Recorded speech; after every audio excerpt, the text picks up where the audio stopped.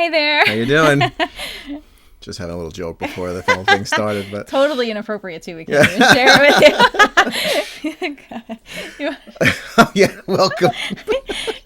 He's Welcome crazy. to Spotlight on Home. I almost forgot what it was called. This is the G-rated version. Right before we hit record, it was not G-rated, at all. Which is why his face is all red. That's so funny. All right, so in this podcast episode, we wanted to talk to you about, so we went over the laws, we went over, how to kind of get started with that.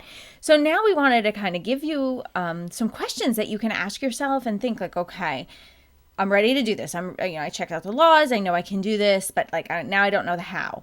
And so we want to kind of provide you with that and give you some tools that you can ask yourself and be like, okay, let me, take these questions and really think about it. I didn't know that I should think of these question things. So, so the first thing I'd say to do would be what? Well, foster yourself a mission statement. Any successful business has a mission statement. Every ministry has a mission statement, and it's their constitution. It's the sort of the preamble to their constitution. What makes them who they are, and then when you start to get what they call mission creep, you can go back to that, and you can set the team right. Now, not that the home is a business, but it is an economy. Home ec. It is an economy. It's an economy of time. It's an economy of money. It's an economy of resources. So to have a mission statement can really keep you on track. Now, you're not completely married to it. I mean, you stick to it while your life changes. Things change. Children get older. The situation changes. Somebody, there could be a move. There could be a job change. There could be all kinds of things that can change the dynamic in your home. Now, actually, I bad example. I know I created one of these probably when we were in Jersey. Yeah. We were straightening out our finances.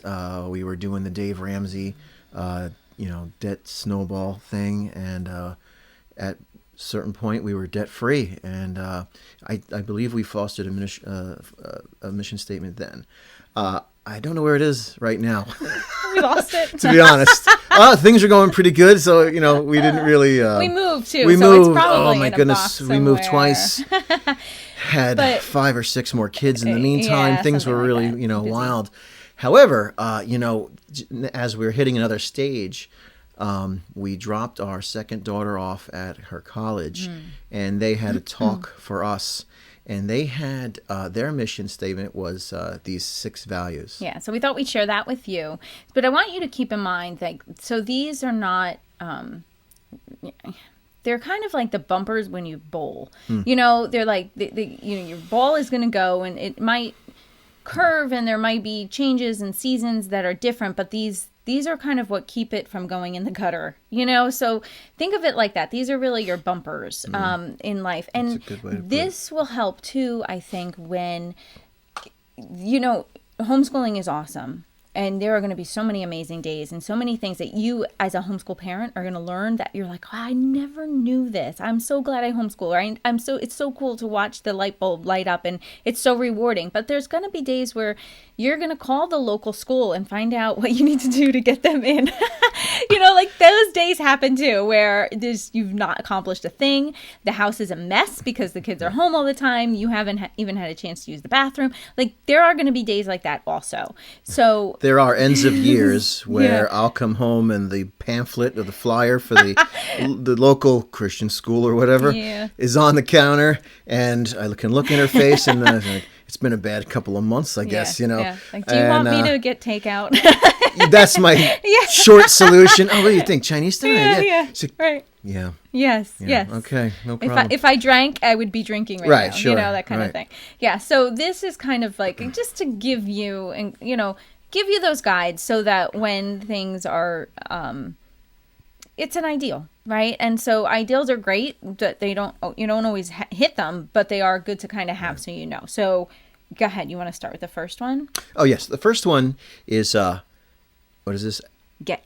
Her writing's my a little handwriting. different. Yeah. It's get comfortable with being uncomfortable.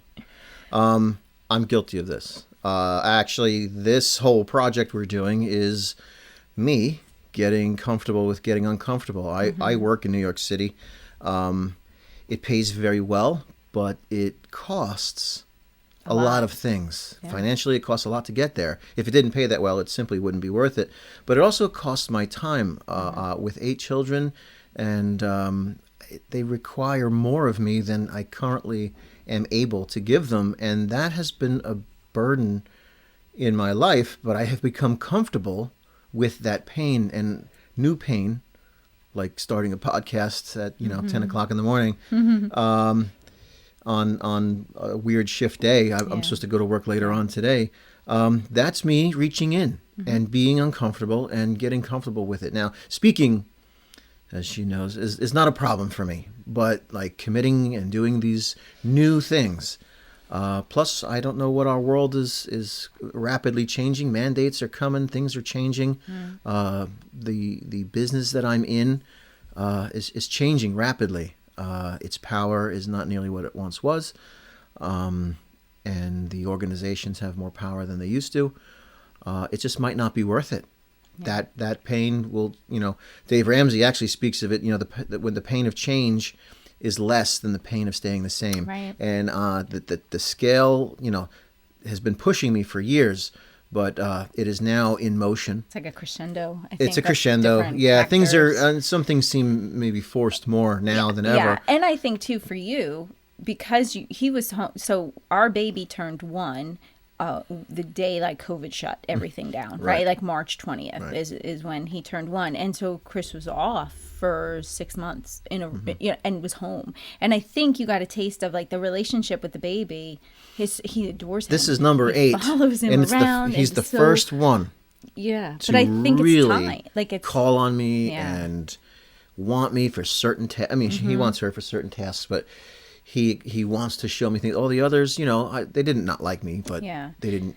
But I think it's that time invested, and I think you know that now. Like you've feel seen it, and you feel it, and so it's like a little bit of a heart tear when you leave and you're gone. Like it's tangible now for you. Right. So and for me, we took, and we'll go over this too. There's our puppy again. She just wants to be on the podcast, I think.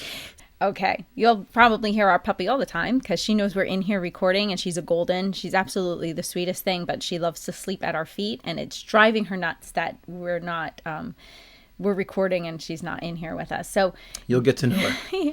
So get comfortable with being uncomfortable for me was hard because we took a strengths finder test, which we'll go into in another podcast because it's really so much fun. And we went through a book on marriage and working in your strengths, and it was, I think, a game changer for us.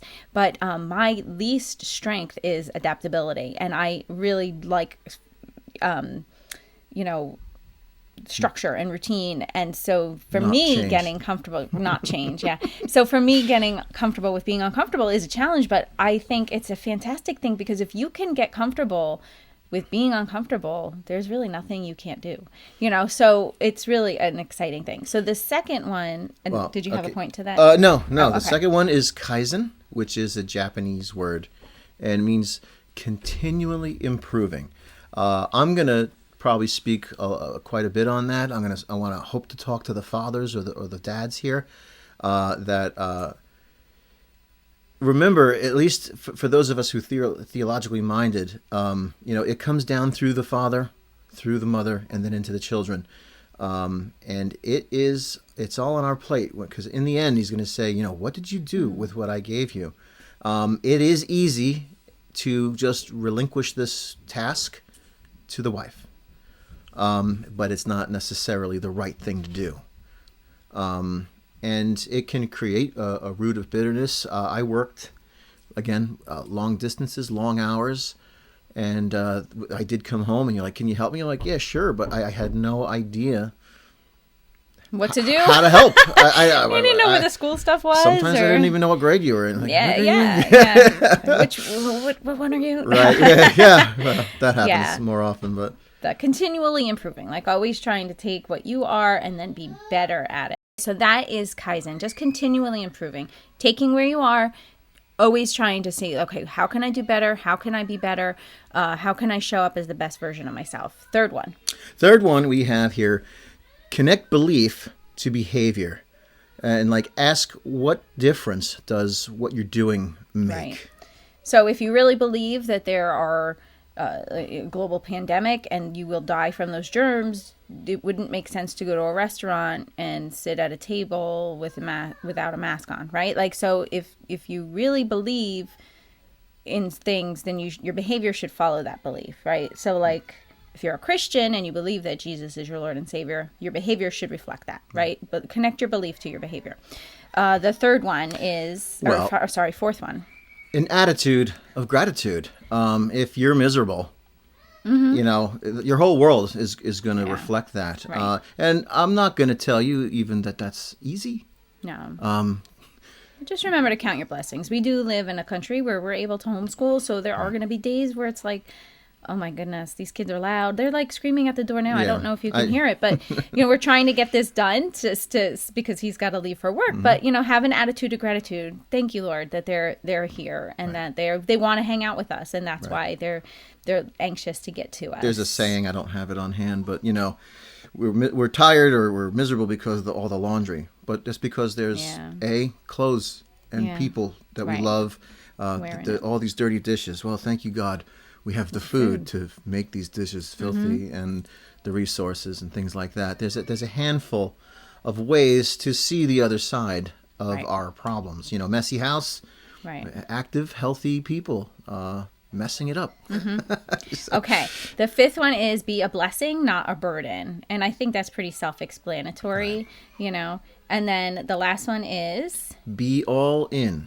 So whatever you do, you want to always be all in and do that. And that's not always easy either. You know, we're in a culture now where we're all looking at our phones and things like that. And